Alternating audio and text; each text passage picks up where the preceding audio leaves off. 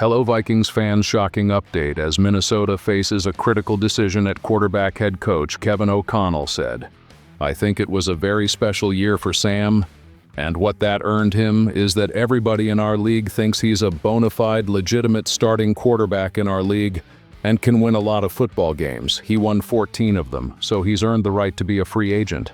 But we will continue to have ongoing dialogue and discussions with him and his representation, as well as being really excited about J.J. McCarthy and where he's at in his rehab. The first major move of the Vikings offseason revolves around the quarterback position, and the sooner it is resolved, the quicker the team can build the best roster possible for the 2025 season. Negotiations with Darnold'S camp remain ongoing, complicating the decision for Minnesota. With the franchise tag window opening on February 18th and closing on March 4th, teams must decide which players to retain under this designation. However, reports indicate that Minnesota is unlikely to tag Darnold, as it would keep him under contract for an estimated $40 million in 2025, consuming nearly 75% of their available cap space. NFL insider Mike Florio stated, "Kevin O'Connell told us that Sam Darnold has earned the right to be a free agent." He added, "This is a way of saying we are not using the franchise tag because we don't want to pay him $40 million. Florio also mentioned, "I think they would be willing to keep him if he explores his options elsewhere and decides he prefers to return to Minnesota for less than he could make on another team. Minnesota still has another option available, the transition tag.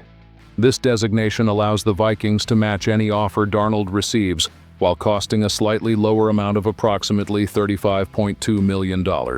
Even so, this number is still significantly higher than the $5 million cap hit J.J. McCarthy would carry next season. The transition tag would also give the Vikings more time to find a potential trade partner, but it remains unclear whether this would be a viable strategy, with potential suitors for Darnold possibly waiting for him to officially become a free agent before making a move. Some teams may choose to avoid showing interest while he's still under contract, preferring to engage once the legal tampering period begins, 2 days before free agency opens.